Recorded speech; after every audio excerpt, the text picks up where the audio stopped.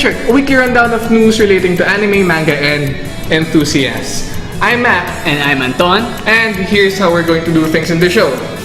So every day we're going to take a new story starting from Saturday until Thursday, if there is any. Yeah. And we're going to take an article from that day and share it with you guys. Yeah, it seems simple enough. Yep. Yeah, so let's start. Last Saturday, a website was launched featuring an iconic Divergence meter, that was called, right? Yeah, the Divergence meter, counting down to April this year. Don't lynch us if we got it wrong. Well, everyone, you know what that means. Our favorite timeline-hopping mad scientist is back at it again, as Steins Gate Zero's anime got recently announced about a year after the actual Steins Gate Zero VN got released. The new show will tackle the story of the version of Rintaro Okabe that ended up failing to save best girl Makase Kurisu. No questions about it. Anyway, she failed to save Makase Kurisu, thus setting up a way more stranger and more mysterious plot than the previous ones. Wiki diving into the VN has proven to be ineffective to me at the very least due to all the apparent plot twists and alternate routes. I mean, this is Steins Gate, of course. There has to be multiple routes. Well, Steins Gate didn't have multiple routes. It did. Not really. Because, well, the routes were like, it was more like an ending. It's true. Has multiple endings. But you know how confusing Steins Gate is. So I'll be looking forward to seeing Okabe and Makase doing things in the screen animated rather than being in the VN. You know, I'm more of an anime fan. How are we gonna see Makase if she's dead? So, did your childhood include Revolutionary Girl Utena? No. Yeah, me neither. That's a bit out of my age range. But, well, if you are, then chances are you're over 20 years old because Utena herself is turning 20 years old. The show. The show. I'm pretty sure this is the show. I think the manga's like way older than that. It looks a lot like the Girls of the Versailles, which is super old. So, for her 20th birthday, Bandai is deciding to release a special liquor which contains rose-colored and scented alcohol. So, of course, this liquor, it's 200 milliliters per bottle and it's engraved with special wine glasses. And since it's so special with all these special fancy roses, it's gonna cost you 4,900 pesos or around 10,000 yen or so. I mean, how much does normal wine cost? Like 1K? I don't know, I don't drink wine. Let's say that it's 1 or 2K. Well, I just know that this is exclusive and it's very bourgeois. It's very, it's very. The proletariats are probably screaming at us right now because we're talking about this. My problem with the thing is it's 200 ml. It's like, what is 200 ml? Is that like it's this big. If you're gonna put it in a beaker, it's this big. But the thing is, if you're buying a 10,000 yen Utena liquor bottle, I feel like you're just never gonna drink it. That's true. I'm not a wine aficionado. I just know that wine is very, I don't know. I don't want to say it's very alcoholic. It's very smarmy.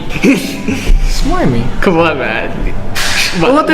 What if you need something more than 5,000? What? 5,000 peso wine? Well, if you want something that's more than 5,000 pesos, if you're an ultra whale and you spend all your money on your hobbies, then you can go ahead. There's gonna be a special lottery for us, even more limited, like extra special version. Except it's 20-year-old alcohol this time, and it's gonna cost 100,000 pesos or around 200,000 yen. So if 20,000-year-old wine costs that much, how much is 300-year-old wine gonna cost you? Depends. I've seen the picture for this one. It's colored gold. It's a gold-colored wine. Gold wine? Yeah. Gold like Street Fighter V Arcade Edition? We're gonna talk about that later. But yeah, it's a gold-colored wine. It costs 100k pesos. And it's lottery. I think that's not... So we don't have to actually pay for this. This is just RNG. Yeah. You pay for the thing, for the lottery. For like a slot. ticket. Yeah, for the ticket. And then you get the 100k peso wine. If you're lucky. If you're one of those guys that gets an SSR in a single draw. That seems fair. Then you'll get this special wine that costs 200,000 yen. Well, what? Well, if that's not enough for you, the 200 yen 200k yen, 20-year-old super special Utena wine, then you can wash it down with my favorite drink, my drink of choice, some good old Bleach. You're a meme. That was a very, very horrible segue. But you know, you're a whale, so you deserve it. Yes. Go drink some bleach. I apologize for hurting the feelings of any actual whale. You're supporting your industry, so hey, good for you. Still drink that bleach. Anyway, what is this bleach talk all about? Well, last Monday, Shonen Jump has finally announced the premiere date for that live-action Bleach film that was announced last 2016. That's 2 years. They also announced Rookie as actor who is going to be one Miss Hana Sugisaki from this. We're showing it right now. Yeah. The film is set to premiere on July 20, which is in line with the original summer of 2018 date last 2016, which is amazing because it's 2 years and it didn't have any delays. I'm imagining that some of these shows would have, you know, delays somewhere in the production line. Yeah. I'm actually surprised that they're only announcing who Rukia is. Oh no, they announced who Ichigo is like last year. It's the main actor for Kamen Rider Foise. So good on him. I like Kamen Rider Foise. No, but the movie is coming out in a few months. I don't know. That's their tactic. But the movie's coming out on July 20, and they didn't announce who Rukia is until like 6-7 months before. I see. You know, I wish more anime films, you know, don't get delayed. They're having FMA this year, so I hope that doesn't get delayed. Yeah, well, you do know something that is getting delayed. What? Something much smaller than an anime film. Yeah, weirdly enough, something that's smaller than an anime film is smaller than delayed. A lot of other things. What is it? It's you know Tatsuki-san. Yeah. Of course, all the kimono friends out there, all you furries out there. Tatsuki-san, the director of Kimono Friends, who got brutally executed by Kadokawa, and is not going to be doing the second season. He's now indie. Yeah, he's indie now, and his indie work, a short 6-minute or so film called Keifuku-San, which is about, I don't know because the subtitles weren't on when I watched it. Basically, it's a cute CG girl, and she has a manta ray that makes fish noises, and she just walks around. Like Kimono Friends. It's like Kimono Friends, except there's only one character, so the model actually looks like that. It doesn't look as dopey. Okay. It actually looks pretty good.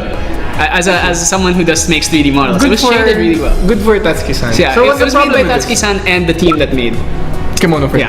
Yeah, Yaoyorozu? What are they called? Yes, that one. The 3-man team and him. So what's the problem with this? So the problem is that it's about the sales. The sales of the DVD. Did it do bad? No. The exact opposite though. Huh? It's overthrowing Pingu in the City for top of Amazon Japan's DVD sales. When did Pingu top Amazon's DVD No, sales? Pingu tops the anime sales in Amazon all the time. So this 6-minute long short, the DVD release of it, topped the sales of the Amazon Japan charts. Overall, right? Overall. You're not just anime, so it's Not just the anime. best anime. It's the best DVD product in ever. Amazon for this whatever month or week. Unbelievable. And Tatsuki, even Tatsuki's afraid because he was like so shocked that it was selling so well. He was like, this can't be real. Yeah, this is probably a bug. There was a tweet recently about Tatsuki saying like, can you check this? Is this real? Is this someone fooling me? But apparently it's all real, right? Yeah, so they're delaying the release of the DVD. I don't know why they're delaying. I don't know if they're gonna add to the DVD or if they need more DVDs. That can be possible. Maybe he got so overwhelmed that I feel bad for these guys buying a 6-minute DVD. I'm gonna add something special just for them. Maybe that's the case. Let me just put this into perspective for you guys. This is around like $31. Okay, for a 6-minute for 6 minutes long. And in Japan, everything like all the DVDs and stuff or Blu-rays, they're always really expensive. Like they can cost as much as like a video game. And they're usually segregated into volumes, is what you hear. And volumes are only like manga. Yeah, but the volumes are like 2 to 3 episodes long. Oh. At least a manga is like, I mean, I don't know how long a chapter is. Like an 8 chapter or something. Several books. Yeah. So, but then a volume of anime, 2 to 3 episodes long, it can cost you up to like $30 to $60. And a 25 episode series, you want to have the whole thing. That's 8 volumes. That's 8 times 60. You do the math. If you were, so what would be your motives? Like, I wouldn't buy a 6-minute DVD for $30 for what? That's what? Yeah. That's 1,500 pesos or something. Yeah. So what would be your motive for buying this? I feel like really, I think it's because of Tatsuki. Like, I think people just want to like support him. That Because you saw the outrage around Kimono Friends about him getting fired. I got mad. Yeah, so people really like this director, so they want to support him. And I feel like that's generally when people buy physical media of anime. It's so expensive, it's so overpriced and it's like you could just watch it online, right? But people buy the physical media anyway, and it's because they want to feel like they supported the creation, they want to support the creators, or they just want to have the physical thing. It's kind of like buying figurines. Yeah, I guess that makes sense. I guess buying things to support the person. So if that's the case, good on those people who bought the thing supporting Tatsuki-san. Yeah, so good for you, Tatsuki-san. Your 6-minute short that you made with saved anime. It saved anime. We're proving to Amazon that you just beat Pingu. You beat Pingu. Good on you. Pingu, probably the greatest, most successful anime of all time. You beat it. Congrats. For all of you anime fans there, keep buying Tatsuki-san's work, keep watching Pingu, and keep drinking Bleach because we're all anime fans and that's what we deserve. Yeah. Go get all it's your... It's a very horrible first episode. Heaven's Feel, the third... Well, that's what the fans say. The third route of the Fate Stay Night. But you can't get the Heaven's Feel without doing the first two. The first two, yeah. Let's go. It had a movie released and it's split into 3 parts. The first one was released here in the Philippines last Wednesday, February 7. Right. Yes, I've had a lot of friends talk to me about the film. They said it was okay. Not surprised. It ended probably on a weird... It ended on a bad note. Yeah. If you have read the Heaven's Feel route, you know where the first seriously bad note is. That's where it ended. I don't think I have authority here to give spoilers, but you're gonna have some bad time. But that's Heaven's Feel. Well, everyone has a bad time. I haven't read Heaven's Feel. I just know everyone says it's like the worst. Worst in the sense that it's like the most depressing route in Fate. You know what else was the worst last Wednesday? What was that? Are we gonna report this here? Yes, we're gonna report this here. Alright, it's about enthusiasm. Yeah, and it's anime news too because there's lots of anime. That's true, it's true. You know what was the worst last Wednesday? It was Marvel Infinite not coming to EVO. Is that really the worst? I feel like it was 100% deserved. So yeah, for those who don't know, EVO is like the biggest fighting game tournament in the world, featuring many titles. Yes, it's basically like the Super Bowl or like the Wimbledon. Actually, yeah. Of fighting games. So it's like the Olympics of fighting. It's the Olympics of fighting. But every year and actually every year, and it's in Las Vegas, and it's super hype. EVO is always great every year, and so. Mainstay, the 2 like biggest mainstays of EVO, the 3 biggest mainstays of EVO have always been Street Fighter, Tekken. Okay, 4. Tekken, Marvel, Smash, and Smash. Smash. Okay, Smash was the thing I wasn't thinking about. So, and this year, tragically, depending on, I feel I'm happy about it because they deserved it. Marvel didn't make the cut. So, what did make the cut? What did make the cut? Alright, give us the list from the older ones to the newer ones. So the oldest game is obviously Melee, because Melee never leaves. And then we have Smash 4. Okay. And then we have Street Fighter 5 Arcade Edition. So Street Fighter 5 just got its biggest update. Tekken 7. Tekken 7. Then we have Injustice 2. What are the 2 newer ones? Guilty Gear. Alright, Guilty Gear. And then the Blaze Blue Cross Tag Battle, which the one with Ruby. The one with the Ruby characters in it. Yeah. The one that everyone's pissed about the DLC. And what replaced Marvel? What 3v3 game replaced Where Marvel? Are we gonna get our 3v3 tag team assist action? Because Marvel took out assist. With iconic characters. The childhood. Well, of course, it's the newest, biggest fighting game ever that everyone's talking about. Dragon Ball Fighter Z. Don't say that. That's Dragon not how Ball you pronounce Fighters. it. Yeah, Dragon Ball Fighters. Dragon Ball Fighters. Can't believe Marvel's dead. Marvel's dead. Just for context, Marvel came out after Evo, the last Evo, so it didn't even get into Evo. It never got a chance to be. That's true. Marvel Infinite. We're talking about Marvel Infinite. Yeah, Marvel Infinite, obviously. Ever since Evo, Marvel, the title Marvel vs. Capcom, has been in Evo ever since the year 2000. So that's been 18 years Straight. Marvel was in Evo. Marvel is Evo in a way. Yeah, when people think of Evo, aside from Street Fighter, everyone just gets hyped for Marvel. Yeah. And it's gone now because Marvel Because there's a is better game. And Dragon Ball is more hype. Because Marvel 5 looks like PS. No, it doesn't look like a PS2 game. It looks like a mobile game. So when is Persona Persona Dancing Online? No, not Dancing Online. Persona Arena. P4A. P4A or P5A. Well, why would they have- Watch out for that next Evo. No, when they release Persona 5 Arena. Yeah, P5A. Yeah. But that's not gonna. That's not gonna unseat Guilty Gear. When's Marvel? It's never. When's Marvel? Never. Probably never. They're probably Never. this series is dead. Speaking of things that got cancelled, last week Hero got cancelled. Hero aired its final messages on air. But last Wednesday, Hero announced something interesting out of the blue. They said that they are now going to be on digital. Now, last Wednesday, this was just a message. It was going to be on digital, so we don't know. Yeah, it's pretty vague. Right? Yeah. Are they going to be producing on their own original online content? Their own. Yeah, original wouldn't that be anime. great? Or are they going to be like the Philippine equivalent of Crunchyroll? They're gonna make the Nut Shack. Nut Shack 2. No.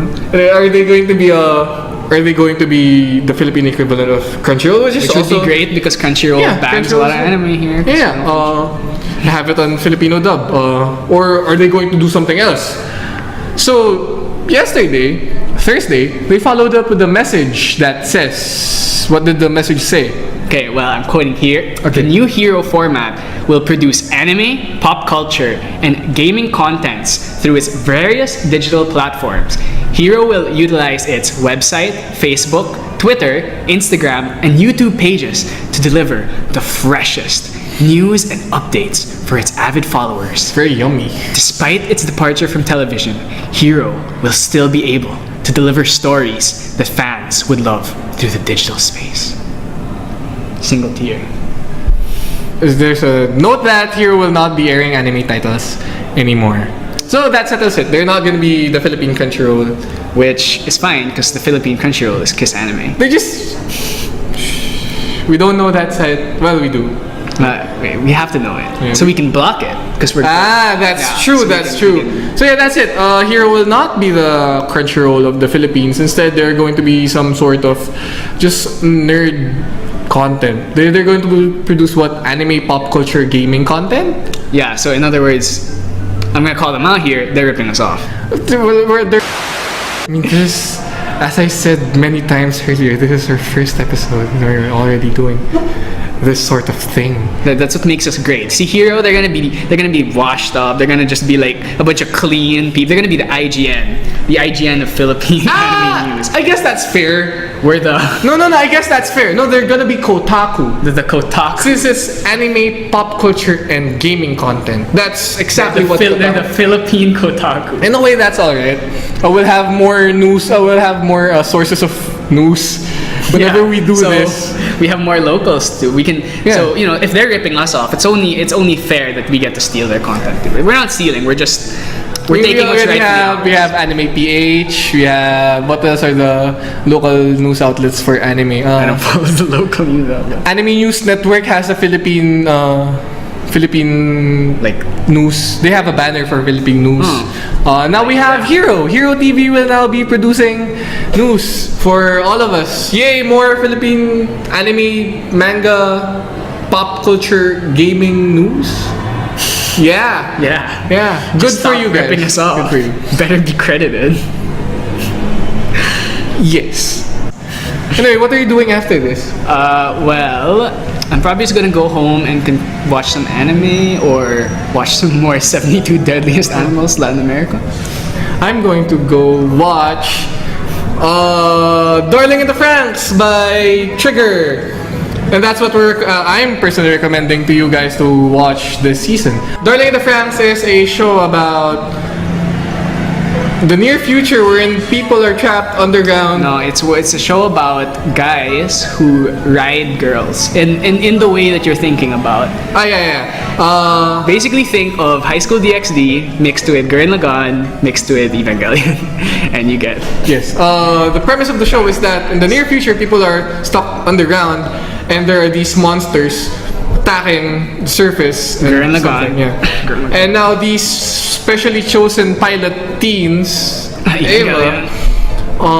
need to pilot these mechs that are piloted with two people. Yeah, and then one of them Gurren Lagann. One of them happens to be a girl and will be in a compromising situation. It's specifically a boy to girl co-piloting. So think Pacific Rim, actually. Yeah, they meld together and they pilot the thing. Now our hero is. So far, he seems to be the opposite of Shinji. Which means he's probably not a good character, right? I haven't seen it. No I guess if Shinji didn't want to get into the robot, this MC wants to get into the robot but can't because it means he gets to pilot a cute girl or he gets to ride a cute girl. Yeah, but he has performance anxiety. Yeah, he probably needs... What I learned from Deadliest Animals Latin America is that if you put the wax of the waxy tree frog, it can be used as a new type of Viagra. They should have probably implemented that into the show. The show. Maybe. Who knows? It's only on its 4th episode. Maybe we'll get the Darling in the Franxx equivalent of performance enhancers. Because it's really all just about... It's one fancy metaphor about sex. That's Darling in the Franxx. What are you recommending to our viewers? Well, if we're talking Trigger, I'll go ahead and recommend Little Witch Academia. Just put it out there. I know it's kind of old. That's last year. But for this season, I'm going to recommend, since this season is really not that good, to be honest. Like, it was weird because last winter was actually like ridiculously stacked. So many good anime. But we have Pop Team Epic this. So yeah, this season it's like Pop Team Epic, Violet Evergarden, which I don't think is good, and Darling in the Franxx, and that's kind of like it. And then there's that show about the underage girl. Yeah, the underage girl and the 45-year-old salaryman. And the one about the girls going to like the South Pole. Oh, yeah. And the one show that I will be recommending to you is the one that is actually already done, so you can watch all of it right now. And that is Devilman Crybaby, aka Anime of the Year or Anime. You told me earlier when we were off the air.